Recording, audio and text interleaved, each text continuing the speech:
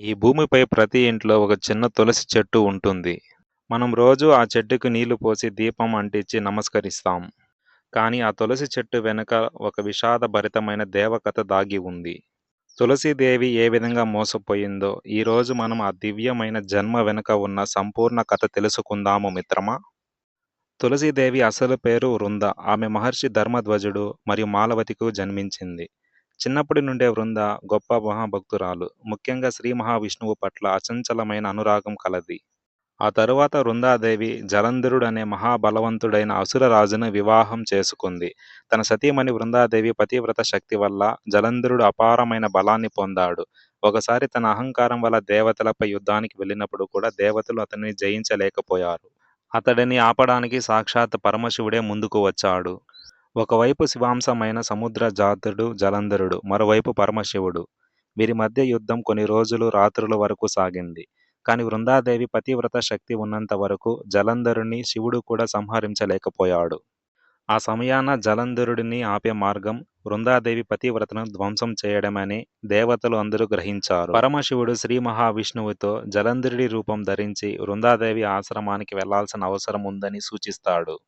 దాంతో వృందాదేవి పతివ్రత క్షీణించగానే జలంధరుడి శరీరం బలహీనమవుతుంది. ఈ విషయాన్ని గమనించిన శివుడు తన ఆయుధంతో జలంధరుడిని సంహరిస్తాడు.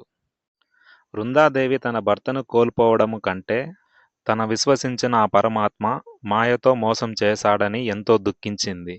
ఆమె హృదయం దుఃఖంతో నిండిపోయి కోపంతో మరియు వ్యధతో శ్రీ మహావిష్ణువుని శిలగా మారము అంటూ శపిస్తుంది. అప్పుడు శ్రీ మహావిష్ణువు ప్రత్యక్షమై బృందాదేవితో, నీ కన్నిటిలో కోపం లేదు, నీ కన్నిటిలో ధర్మం ఉంది.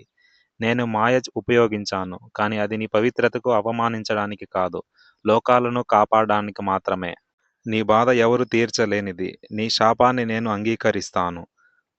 ఇకపై నీవు పతివ్రతకు ప్రతీక. నీ పేరు యుగయుగాల పాటు ప్రతి పూజలో ముందుగా వినిపిస్తుంది అంటూ అభయమిస్తాడు. దేవతలు అందరూ చూస్తుండగానే వృందాదేవి కోపంతో మరియు దుఃఖంతో హోమంలోకి దూకి ఆత్మార్పణ చేసుకుంటుంది. చివరకు ఆమె పవిత్రమైన ఆత్మ తులసి చెట్టుగా మారుతుంది. వృందాదేవి శాపం వల్ల శ్రీ మహావిష్ణువు శాలగ్రామశిలగా మారుతున్నప్పుడు పరమశివుడు ఏమీ చేయలేకపోయాడు. ఎందుకంటే వృందాదేవి శాపం సత్యంతో కూడినటువంటిది. అదే సమయంలో దేవతలు, ఋషులు, లోకాలు కూడా తట్టుకోలేకపోయాయి. బ్రహ్మదేవుడు విచారించాడు. నారదుడు విస్మయపడ్డాడు. లక్ష్మీదేవి కన్నీళ్లు పెట్టుకుంది. దేవతలు భయంతో వణికిపోయారు. ఎందుకంటే విష్ణువు నిలిచిపోతే సృష్టి నిలిచిపోతుందని. అలా వృందాదేవి తులసి మొక్కగా పునర్జన్మ పొందుతుంది. తను చేసిన పనికి పశ్చాత్తాపాన్ని పొందుతూ శ్రీ మహావిష్ణువు శాలిగ్రామ రూపంలో ఉన్నాడని తెలుసుకొని ఆమె భక్తితో స్వామివారిని మరింతగా కొలిచింది. శాలిగ్రామ రూపంలో శ్రీ మహావిష్ణువుకు శాంతి, యోగం, ధర్మ పరిరక్షణ శక్తులు సంపూర్ణంగా నిక్షిప్తమై ఉంటాయి. వృందాదేవి తులసి రూపం తీసుకున్న తర్వాత శ్రీ మహావిష్ణువు తన హృదయంలో మాట ఇస్తాడు. నీవు నా పూజలో నిత్యం ఉంటావు. నీవు లేక నా నైవేద్యం, నా ఆరాధన అసంపూర్ణమైనదిగా పరిగణింపబడుతుంది. ఈ విషయాన్ని తెలుసుకున్న దేవతలు ఈ కార్తీక మాసంలో తులసి శాలిగ్రామ వివాహాన్ని వేడుకగా నిర్వహిస్తారు. ఈ వివాహం ఆకాశమంతా ప్రకాశిస్తుంది. అందుకే కార్తీక మాసంలో ఇంటిలో తులసి శాలిగ్రామ వివాహం చేసుకుంటారు. ఈ కథ వినడం వల్ల కానీ, చదవడం వల్ల కానీ కుటుంబ శాంతి, వైభవం, ఐశ్వర్యం, సంతానం, ఆరోగ్యం ప్రాప్తిస్తుంది.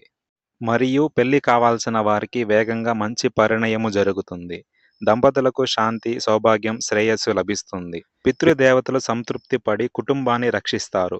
ఇంట్లో పాప నివృత్తి జరుగుతుంది. ఈ వివాహం కార్తీక పౌర్ణమి రోజున జరుగుతుంది. వివాహమునందు శాలగ్రామాన్ని శుద్ధిగా స్నానం చేయించి, తులసి ఆకులతో అలంకరణ చేయించి, కన్యాదానం పద్ధతిలో పసుపు, కుంకుమ, మాలలు, వస్త్రాలతో అలంకరణ చేయించి, హారతులు పట్టించి, మంత్రాలు మధ్య వేదాలు చదివి వివాహం జరిపిస్తారు. వీడియో నచ్చితే ఒక చిన్న లైక్, మరిన్ని వీడియోల కోసం ఛానల్ సబ్స్క్రైబ్ చేయొచ్చు కదా మిత్రమా. Thanks for watching.